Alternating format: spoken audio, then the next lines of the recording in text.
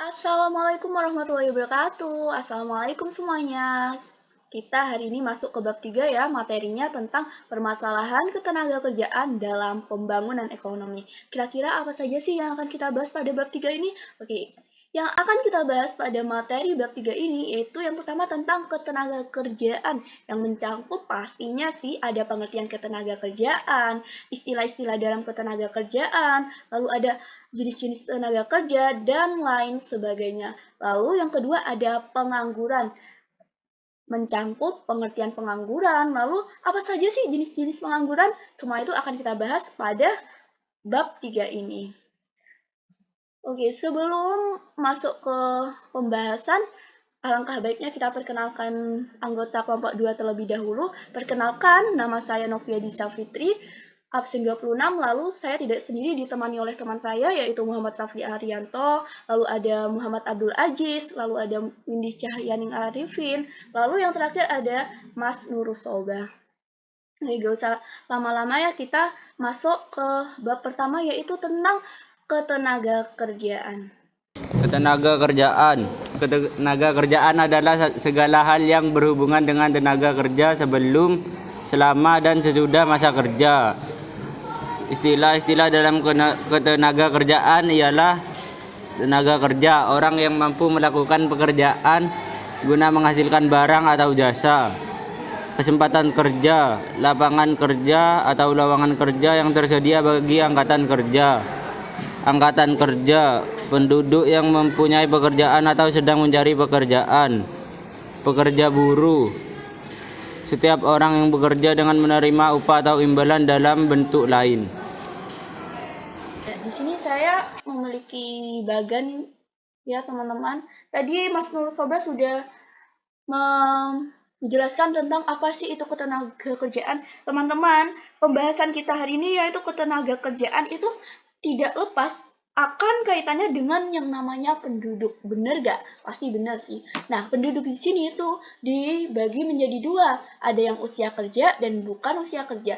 Nah, penduduk yang masuk usia kerja itu berumur 15 tahun sampai 64 tahun. Sedangkan yang bukan usia kerja kurang dari 15 tahun dan lebih dari 64 tahun.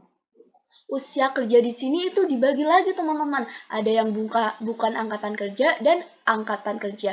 Yang bukan angkatan kerja contohnya siswa-siswi yang sedang bersekolah, sekolah SD, SMP, SMA itu termasuk bukan angkatan kerja. Lalu ada mahasiswa, lalu ibu rumah tangga juga termasuk bukan angkatan kerja ya. Lalu angkatan kerja juga dibagi dua, ada pekerja dan pengangguran. Pekerja ini contoh ada dua, sedang bekerja dan sementara tidak bekerja. Lalu pengangguran. Pengangguran ini mereka mungkin memiliki alasan mengapa mereka itu menganggur. Contohnya nih, mereka menganggur karena sedang mencari pekerjaan.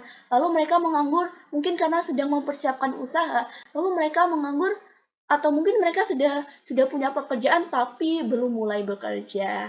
Begitu ya teman-teman. Kita lanjut ke slide selanjutnya ya.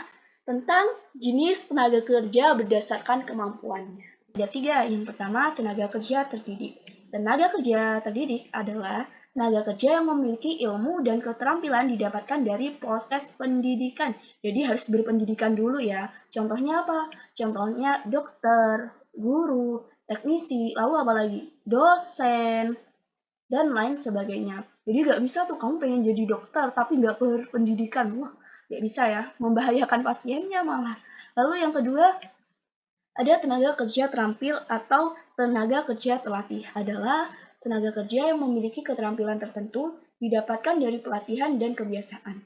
Contohnya, penjahit, tukang kayu, apalagi ya, supir, pelayan toko, tukang masak, montir, dan yang terakhir pelukis. Lalu yang ketiga ada tenaga kerja kasar atau bisa disebut tenaga kerja tidak terdidik dan tidak terlatih. Adalah tenaga kerja yang tidak memiliki pendidikan dan keterampilan, melainkan hanya mengandalkan tenaga saja. Contohnya apa? Contohnya nih, pembantu, tukang becak, kuli. Lalu yang sering kita jumpai, misal di pasar nih, kalian pasti pernah melihat pengangkut barang. Nah, itu termasuk tenaga kerja kasar.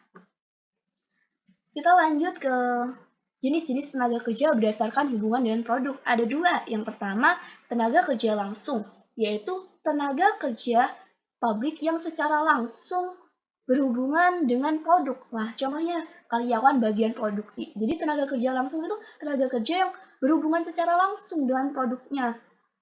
Lalu yang kedua ada tenaga kerja tidak langsung, yaitu tenaga kerja pabrik yang tidak terlibat secara langsung pada proses produksi. Contohnya tenaga kerja bagian penjualan, marketing, dan periklanan. Lanjut kita ke Jenis tenaga kerja menurut status dan ikatannya. Yang pertama, pekerja lepas. Seseorang yang bekerja sendiri dan tidak berkomitmen pada perusahaan dalam jangka waktu tertentu. Yang kedua, pekerja kontrak. Seseorang yang dipekerjakan oleh suatu perusahaan untuk jangka waktu tertentu yang disepakati dalam sebuah perjanjian tertulis. Dan yang terakhir, pekerja tetap. Pekerja yang memiliki perjanjian kerja dengan perusahaan untuk jangka waktu tertentu. Selanjutnya, masalah ketenaga kerjaan. 1. Melimpahnya jumlah tenaga kerja. Jumlah tenaga kerja yang melimpah berpotensi melahirkan pengangguran. Timpangnya pemerintahan tenaga kerja dengan penawaran tenaga kerja di pasar kerja melahirkan pengangguran di suatu negara. Yang kedua, rendahnya kualitas tenaga kerja. Masalah kualitas tenaga menjadi masalah umum yang sering didalami negara-negara berkembang seperti Indonesia. Yang ketiga, pengupahan. Sistem pengupahan yang ditetapkan perusahaan seringkali berbeda dengan pengupahan yang diinginkan buruh. Hal ini tidak jarang menjadi potensi masalah yang membutuhkan peran serta pemerintah. Yang keempat, kesehatan dan keselamatan kerja. Jaminan kesehatan dan keselamatan kerja merupakan hal yang harus diperhatikan pihak pemberi kerja dan penerima kerja. Dan yang terakhir, outsourcing. Outsourcing adalah penggunaan tenaga kerja dari luar perusahaan sendiri untuk melaksanakan tugas atau pekerjaan tertentu yang spesifik. Ada upaya meningkatkan kualitas tenaga kerja. Di sini upaya meningkatkan kualitas tenaga kerja ada 4. Yang pertama, pendidikan dan pelatihan. Yang kedua, magang. Yang ketiga, pengelolaan produktivitas dan prestasi tenaga kerja. Dan yang keempat, meningkatkan seminar. Pendidikan dan pelatihan sendiri dilakukan dalam rangka mengembangkan pengetahuan, kompetensi, dan keterampilan tenaga kerja. Pendidikan dan pelatihan dapat dilakukan oleh pihak perusahaan melalui kerjasama dengan lembaga pendidikan dan pelatihan swasta atau melalui pemberian beasiswa pendidikan. Yang kedua, magang. Magang ini ditujukan dalam rangka pengembangan kompetensi teknis dan transfer aplikasi teknologi. Tujuannya agar budaya kerja dan standar operasional manajemen perusahaan dapat diserap oleh orang yang melaksanakan program magang untuk selanjutnya diterapkan pada perusahaan tempat mereka bekerja. Yang ketiga, pengelolaan produktivitas dan prestasi tenaga kerja. Pengelolaan produktivitas tenaga kerja dilakukan melalui peningkatan gizi, kesehatan, kualitas mental, serta spiritual. Tenaga kerja yang berkualitas merupakan tenaga kerja yang memiliki kemampuan tinggi serta memiliki perilaku jujur, disiplin, bertanggung jawab, peduli, santun, responsif, dan proaktif untuk selalu meningkatkan wawasan dan kemampuannya. Yang terakhir, meningkatkan seminar. Adanya seminar menjadi salah satu upaya peningkatan kualitas tenaga kerja. Dalam hal ini, tenaga kerja mendapat wawasan yang baru pada level menengah ke atas karena bisa membantu dalam mengambil keputusan serta membuat rencana. Dari selanjutnya yang akan kami bahas yaitu pengangguran. Pengangguran seringkali menjadi salah satu permasalahan bagi negara-negara berkembang karena jumlah penduduk dari tahun ke tahun terus bertambah. Pengangguran sendiri adalah mereka yang sedang mencari pekerjaan atau mereka yang sedang mempersiapkan usaha atau mereka yang tidak mencari pekerjaan karena mereka merasa tidak mungkin mendapat pekerjaan. Selanjutnya kita masuk di jenis-jenis pengangguran berdasarkan lamanya waktu bekerja. Yang pertama adalah pengangguran terbuka. Jadi pengangguran terbuka adalah angkatan kerja yang benar-benar tidak mempunyai pekerjaan. Kemudian setengah pengangguran adalah angkatan kerja yang sudah bekerja hanya tidak bekerja secara optimal. Contohnya petani yang menganggur karena menunggu musim panen tiba. Kemudian yang ketiga adalah pengangguran musiman. Pengangguran musiman sendiri adalah orang yang tidak bekerja saat musim-musim tertentu. Contohnya yaitu ojek payung. Jadi ojek payung bekerja hanya saat musim hujan saja. Kemudian yang terakhir adalah pengangguran terselubung. Pengangguran terselubung adalah angkatan kerja yang bekerja di bawah jam kerja normal atau kurang dari 35 jam per minggu. Selanjutnya adalah jenis-jenis pengangguran berdasarkan penyebabnya. Yang pertama, pengangguran struktural. Pengangguran struktural terjadi dikarenakan perubahan struktur ekonomi.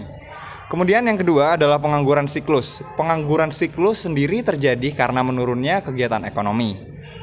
Kemudian yang ketiga, pengangguran teknologi. Pengangguran teknologi disebabkan karena terkena dampak perkembangan teknologi. Kemudian yang keempat, pengangguran musiman. Pengangguran yang disebabkan karena faktor musim. Kemudian yang kelima, pengangguran friksional. Pengangguran friksional disebabkan karena mengharapkan pekerjaan yang lebih baik.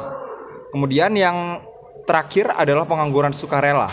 Pengangguran sukarela sendiri terjadi dikarenakan keputusannya sendiri untuk tidak bekerja.